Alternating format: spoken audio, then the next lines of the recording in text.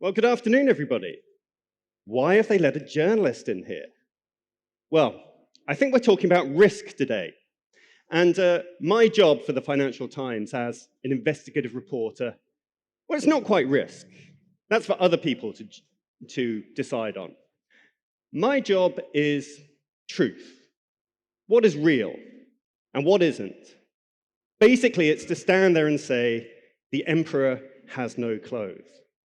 And that might be useful because there's been a lot of that lately, hasn't there?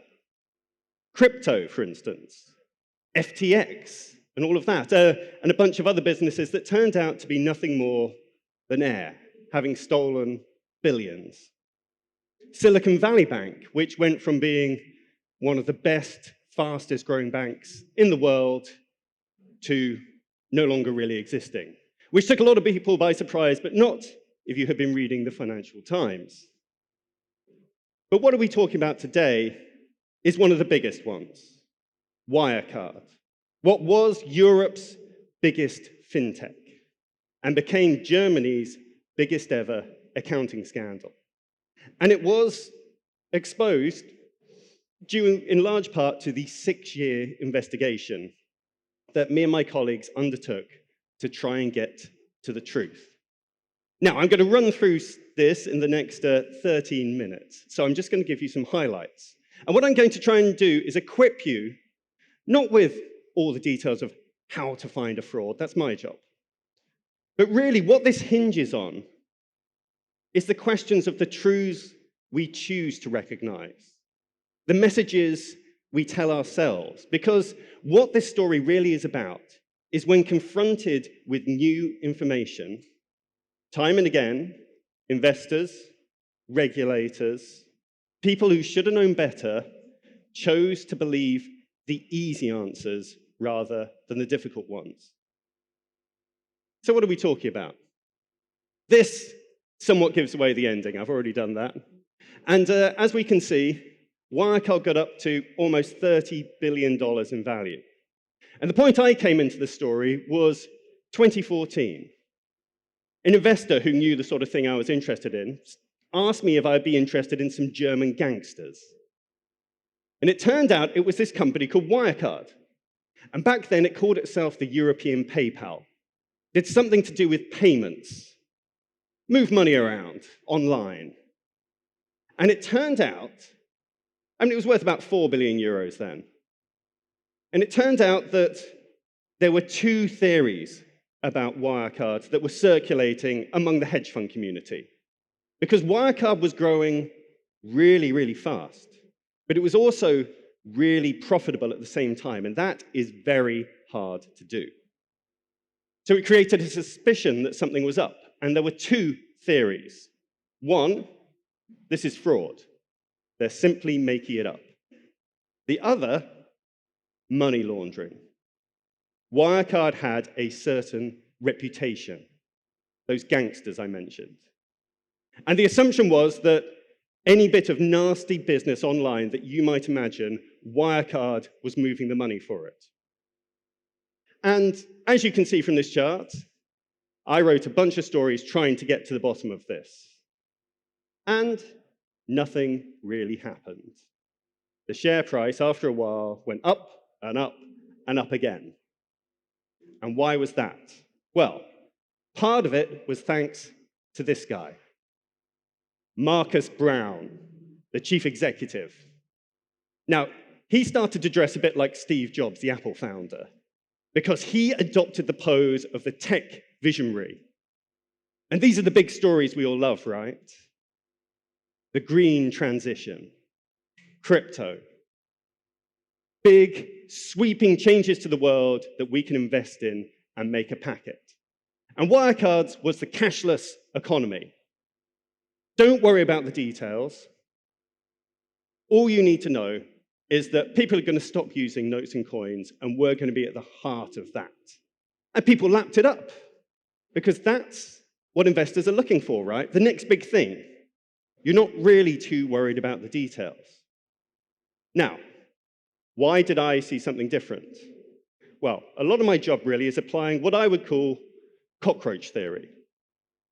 If you find one cockroach, well, there's probably going to be more of them lurking under the fridge, aren't there? And by cockroaches, I mean lies.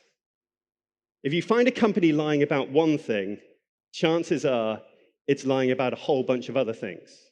And in this case, the lies were relatively straightforward. Wirecard had bought a whole series of businesses all over Asia. But when you looked closely at what was happening on the ground there, it just didn't match up with what Wirecard had claimed, what it had been telling everybody about, these wonderful businesses it was buying. So my job is to look for fraud, and I saw pretty quickly, this seems pretty fraudy. You can't use the F word in print. You get into all sorts of trouble. And I was convinced. I mean, I spoke to the chief executive, and one of the fun things about being a journalist is you get to ask people some very rude questions. So I had asked Marcus Brown, that guy in the turtleneck, directly, are you a crook? What's going on here? And whilst the words were a little bit angry, I mean, he did say it's bullshit, but really, his tone was what always stays with me. Oh, I get asked this all the time. Yes, let me explain why I'm not a criminal. Kind of weird, huh? And he did some things which liars always do. He answered with a question. Why would I do these things? Why would I risk my reputation? And he invoked outside authority. The regulators are happy with us. The analysts are happy with us. We have a top quality accounting firm, Ernst & Young, auditing our books. Surely no problem. And that's what the market listened to. They didn't see cockroaches, they saw the next big thing. And a whole bunch of other stuff was happening in the background that convinced us these guys were crooks. But we had nothing we could print until something miraculous happened. I was sent this. In the summer, or the autumn of 2018, Wirecard had just entered the DAX index of Germany's 30 largest companies. And well, do not make copies or circulate. That's the good stuff, right? And what had happened was there had been an internal investigation conducted by some of Wirecard's own lawyers. They had found crimes going on in their Asian finance department. It was in Singapore, and people were doing all sorts of weird little frauds, sending money to people they weren't allowed to, that sort of thing. And so they did a proper investigation, produced this report, and when they sent the results to Germany, well, something strange happened. It was the lawyer in charge of it who was forced out. And the guys responsible, nothing happened. So he did the thing that I'll always be thankful for. He became a whistleblower, and he gave me the chance to see inside. And this was the huge breakthrough, because, I always feel bad about telling people this, but when Wirecard fired him, they gave him a choice. We can fire you or you can resign. And they gave him to the end of the week. So the next morning, he came in with a hard drive and took copies of everything. So finally, we could write the story. Fraud. We could put it in print. And my boss has this expression, you know you have a big story because you hit print and then you almost throw up. Well, this one had fraud in the headline, and pretty quickly, 8 billion euros was knocked off the value of Wirecard stock. And you're thinking, I really hope this one's right. And we realized we had to do more to convince people. So we went to go and explore more of Wirecard's business. These files, these magic, amazing files, had allowed us to realize the secret at the heart. Do you remember those two theories, the money laundering or the fraud? One was the cover for the other, internally and externally. People inside Wirecard was told, we've got this special business. All the payments, all the dirty stuff, which is too hot to handle for us, we'll send it to our friends. They'll do the payment processing and send us back a big fat commission. And in not quite so explicit terms, this was what a lot of investors thought as well. They saw the cockroach. They knew about this theory of money laundering, but they kind of shrugged and said, well, if the regulators don't care, Why should we? Seems to be quite profitable. But we went to go and check it out, and we went to the Philippines. My colleague knocked on the door, and we found the partner. That's their logo on the left there. But you'll notice that there also appears to be a tour bus company run from the same office. And when she went inside, there was a lot of evidence of tour buses being arranged, but no sign of international payments processing. This is it, the smoking gun, we were convinced. But Wirecard took a different tack. It created doubt. Now, this is the other bad guy. If you're going to commit a long-running accounting fraud, you need a kind of James Bond figure, or an evil James Bond villain lurking in the background, and that's Jan Marsalek. This was taken from, this is a still from a lunch he arranged with the Financial Times.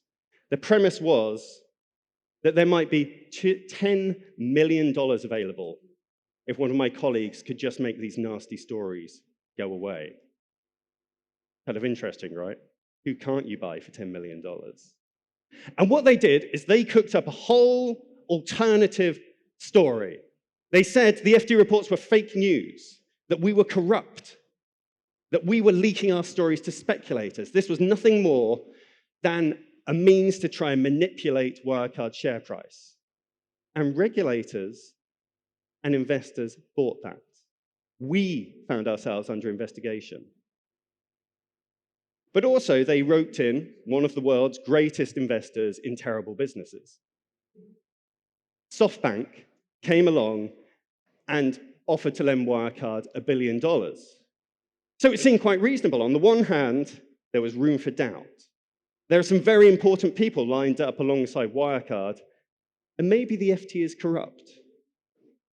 Now, things had started to get a little bit scary.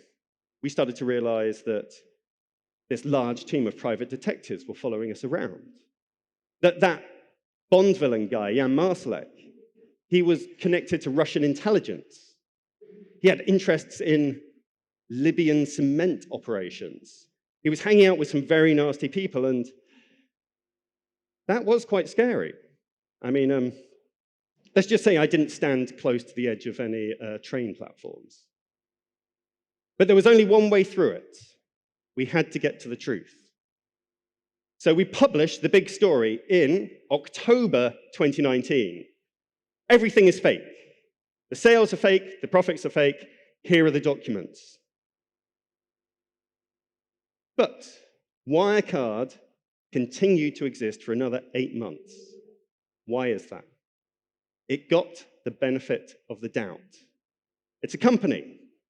Surely a company can't be criminal. And this is how frauds get away with it, these big complex frauds. They try as hard as possible to look like normal businesses. They take advantage of the natural trust we have in society and institutions that surely something of this size could not be hiding in plain sight. And so they announce an investigation. They'll bring in a new accounting firm. But eventually, well, you can fake it for a long time, but eventually somebody somewhere is going to ask to see the money. And, well, this is what 1.9 billion euros looks like. A whole bunch of German accountants and lawyers went to the Philippines, where Wirecard said it was keeping its money.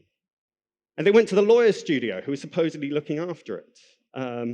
He was a fascinating character. He mainly gives advice on YouTube about family law, adultery, things like that. And this is the guy who Wirecard had entrusted with 1.9 billion euros. And they go to the banks, and they get handed these two pieces of paper. And you can see that the banks are taking it very seriously. The assistant branch manager is in charge of these accounts, which, by the way, the branch is on a bit of a low rent street. It's sort of between a bicycle repair shop and a garage. And eventually the accountants start to get a bit nervous, so they ask the bank directly, what's going on?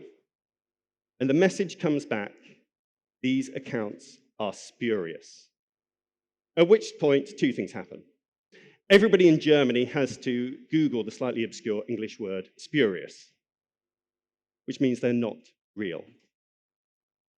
And then, well, Quite quickly, Wirecard goes directly into bankruptcy. 20 billion euros or so to zero in the blink of an eye. The chief executive is arrested. He is currently on trial with 2 of his conspirators. Seems like quite a low number, doesn't it? Several of the regulators had to resign, although the finance minister at the time, who was in charge of the German regulator, he went on to bigger things, some guy called Olaf Scholz. And there are more trials ongoing, and hopefully we might one day get to the bottom of it. But the main guy, that Bond villain, well, he disappeared. He got on a private plane and flew to Russia, where he's currently hanging out with, I don't know, Steven Seagal and his Russian friends. And so that is the whistle-stop tour of the Wirecard scandal. The message is, really, it is very hard to change people's minds when there is money at stake. If you'd like to know more, there is an excellent book I highly recommend, of course. There is the Netflix documentary, 90 minutes, whizzes by, very entertaining. Great Friday evening entertainment. And if you have questions or you'd like to know more, I will be talking in the auditorium upstairs with the CEO of Themis at 2:15, I think, in the auditorium. But in the meantime, if anybody sees this guy, please do let me know. Thank you very much for your time.